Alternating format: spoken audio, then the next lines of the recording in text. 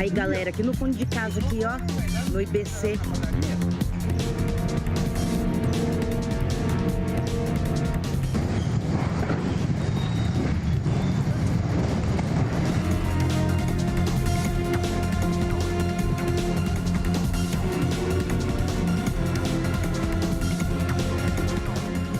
Tá pegando fogo em tudo. Vai explodir tudo aqui. Minha Nossa Senhora.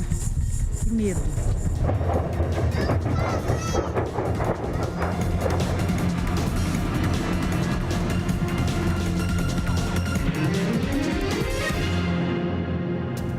Um incêndio no antigo Instituto Brasileiro do Café mobiliza a equipe de combate às chamas de vários municípios da região.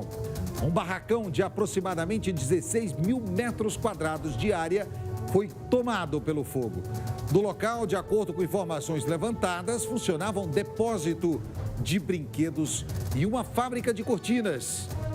Nós vamos trazer os detalhes da ação do Corpo de Bombeiros no dia de hoje e saber como foi controlada as chamas. E mais, nós vamos conversar ao vivo hoje com o oficial do Corpo de Bombeiros, o Tenente Sec, que já está comigo aqui na abertura do Sinal de Alerta de hoje para falar desse assunto. Primeiro, Tenente, antes de mais nada, obrigado pela sua presença conosco hoje. Programa começando um pouco diferente, afinal, esse incêndio foi algo de uma proporção tamanha, poucas vezes vista na região. Boa noite para o senhor.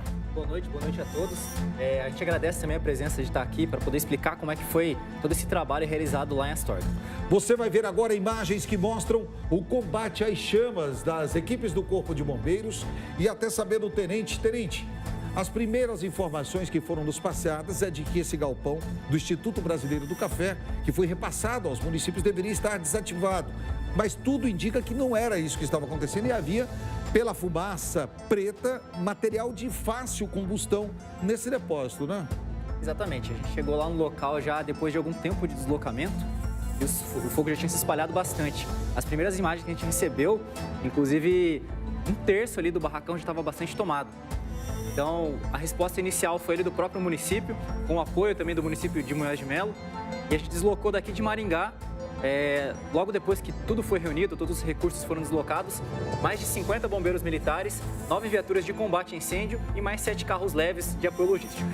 Essa imagem aí para mim que chamou a atenção, quando as pessoas começaram a comentar de que esse era um galpão que deveria estar vazio e depois começaram a cogitar as possibilidades. Essa fumaça preta significa produto de fácil combustão naquele momento sendo queimado. Muita gente levantou até a possibilidade de ser combustível, no sentido de óleo diesel ou até outro borracha, produto derivado do petróleo. Se confirmou o que seriam esses produtos ali, Tenente? Exatamente. Quando verifica essa fumaça preta, a gente pode dizer que tem produtos derivados de petróleo. Chegando no local, fazendo o combate, as equipes de combatentes lá verificaram que existia sim uma possibilidade de ter depósito de combustível. Não foi verificado se esses tanques estavam cheios ou não, mas ainda bem que esse fogo não chegou. A gente conseguiu fazer o combate antes de chegar nesses possíveis tanques de óleo diesel. Hoje, durante toda essa ação de vocês, também outro assunto que foi falado foi o fato de o deslocamento das viaturas aqui de Maringá, por ser o maior município, para o município pequeno. Não tem como o Corpo de Bombeiros ter uma base em cada um dos municípios, não é, Tenente? Infelizmente, a gente não consegue ter o Corpo de Bombeiros em cada cidade do Paraná. Então, a gente centraliza em alguns locais a maioria dos recursos, que foi o caso de hoje. Então, a Astorga tem uma resposta rápida ali, que é o bombeiro comunitário, que é uma resposta do município. É apenas um caminhão que tem lá, então foi dada a primeira resposta por eles. E logo que chegou o informe para a gente deslocou o mais rápido possível para lá. Quanto de água foi consumido no combate a essas chamas e quantos caminhões e equipes foram deslocados para esse trabalho, Tenente?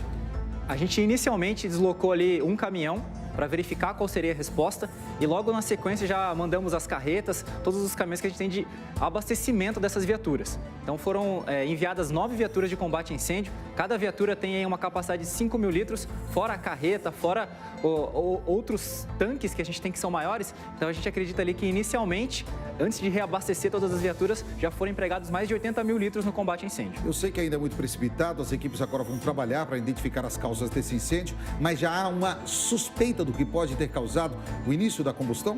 A causa a gente realmente não sabe, porque teoricamente esses barracões deveriam estar desocupados. Inclusive, como você falou, é um grande problema para a gente deslocar até lá devido ao tempo. E esse barracão desse tamanho, ele não tem as necessidades de prevenção previstas. Então esse local realmente alastrou essas chamas tão rápido porque não tinha prevenção. Outro fato, e eu vi isso no grupo do Corpo de Bombeiros, e aí eu faço um alerta aos chefes do Poder Executivo, dos menores municípios e até dos maiores, mas principalmente os menores que não têm base do Corpo de Bombeiros e dependem dessa ação dos bombeiros voluntários, comunitários e da Defesa Civil para o reabastecimento de caminhões-pipa e até mesmo de caminhões do Corpo de Bombeiros. Nós vimos situações e uma imagem mostra um caminhão-pipa procurando um local para esse abastecimento da água. Então é importante que os municípios se preocupem com isso e tenham locais, bases, para caso haja necessidade, faça esse reabastecimento, não é, Tenente?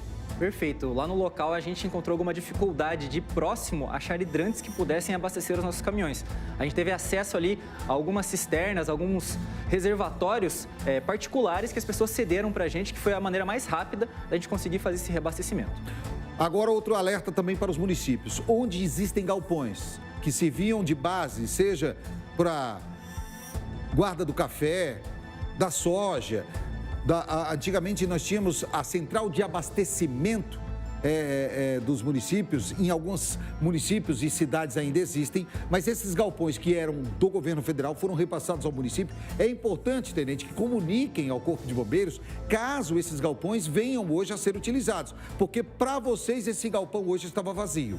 Perfeito. A informação que a gente tem inicialmente é que sim, estaria desativado, portanto não teria material combustível lá dentro.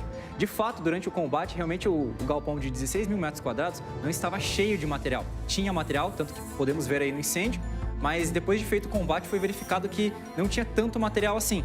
Então, de alguma maneira, estava sendo utilizado sem o conhecimento do Corpo de Bombeiros. Hoje, vocês ainda continuam esse trabalho de rescaldo para evitar que novos incêndios aconteçam nesse mesmo galpão ou até mesmo haja a propagação de novos focos de incêndio? A gente ainda continua lá. Provavelmente, até essa madrugada, a gente vai continuar fazendo combate.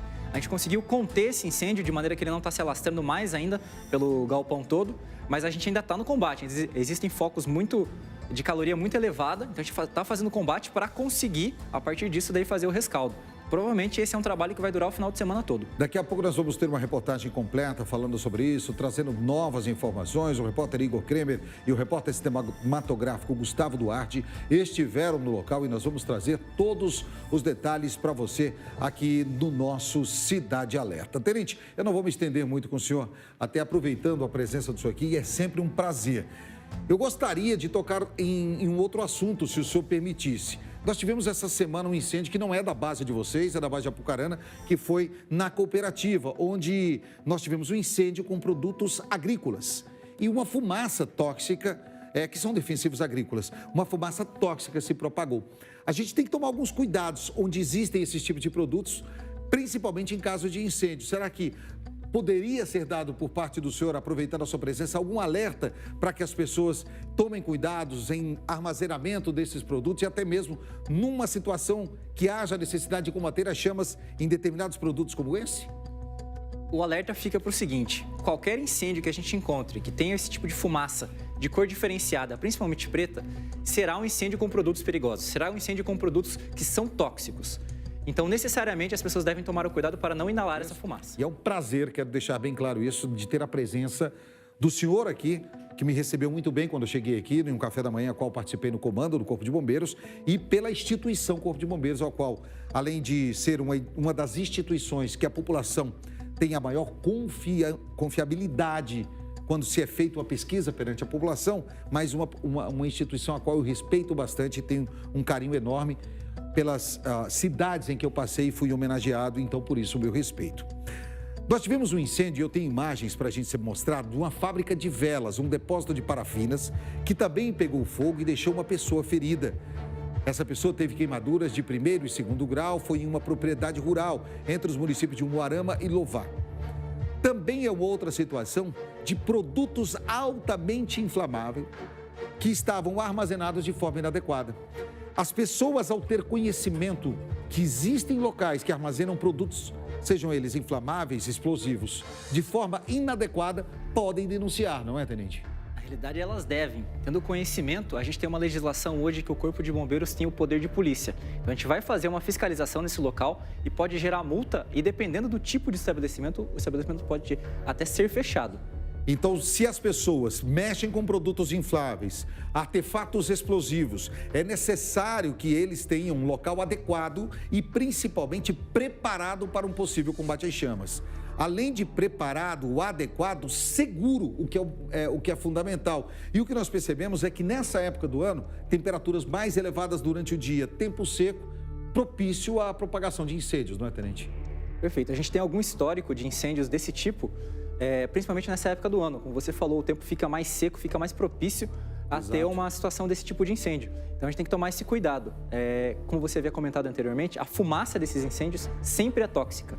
Foi o que nós falamos e eu comentei aqui, tenente, a gente está agora com imagens mostrando lá daquela cooperativa. E aí me chamava, eu não sou técnico, não sou químico, mas era uma situação visível quando se fala de defensivo agrícola. A gente nem reutiliza essas embalagens, então era claro que essas fumaças, em uma situação de se repetir incêndios como esse em produtos tóxicos ou produtos que podem trazer prejuízo à saúde, qual a recomendação para a população? A gente recomenda inicialmente, como a gente viu ali vários vídeos de pessoas que visualizaram esses incêndios, liguem para o Corpo de Bombeiros, acionem o Corpo de Bombeiros. A gente vai fazer nesse momento perguntas a respeito do que está pegando fogo, onde está pegando fogo, qual a cor da fumaça. E será orientado nesse momento, ok, mandaremos o caminhão para fazer a verificação desse incêndio. Se a fumaça está entrando na sua casa, se a fumaça está te atingindo, saia desse local, evacue esse local o quanto antes. Ou seja, esse tempo de comunicação é fundamental no tempo de resposta do Corpo de Bombeiros. A gente sempre pede uma paciência para o solicitante, porque parece que a gente está, não consigo achar outra palavra, mas enrolando ele. Quando na realidade a gente está colhendo informações que são essenciais. É que naquele momento a pessoa quer imediatismo. Perfeito. Mas o Corpo de Bombeiros, e aí eu trago para um outro assunto também, é uma das instituições que mais recebem trote. Perfeito. E aí vocês precisam ter essa confirmação para ter o deslocamento, como nesse caso, quase 100 pessoas. Perfeito. Então, nesses locais, a gente precisa saber qual recurso enviar. Qual o tamanho desse recurso que a gente deve enviar. E muitas vezes, enquanto a gente está colhendo essas informações, que a pessoa está ali desesperada ao telefone, achando que a gente não está indo, a gente já está indo, mas a gente precisa de mais informações para chegar no local certo da maneira correta. Tenente, antes de mais nada, muito obrigado mais uma vez. É um prazer, reitero esse meu agradecimento, a minha admiração e parabéns pelo trabalho e o alerta que eu deixo aos municípios. Caminhões-pipa, seja da Defesa Civil, bombeiros comunitários, bombeiros civis, como são chamados, ações que envolvam associações, mas que além desses caminhões, sejam eles pipa ou caminhões de combate às chamas, tenham locais adequados para o reabastecimento desse veículo. Porque não adianta você ter uma equipe de combate às chamas e a água cessar desses veículos e você não ter aonde e nem como reabastecer esses carros. É simples, fácil e que pode ajudar e salvar vidas, não é, tenente? Perfeito. O caminhão, mostrando ali exatamente o que eu falei, o caminhão da Defesa Civil. Irmão, mais uma vez, muito obrigado, seja bem-vindo, viu?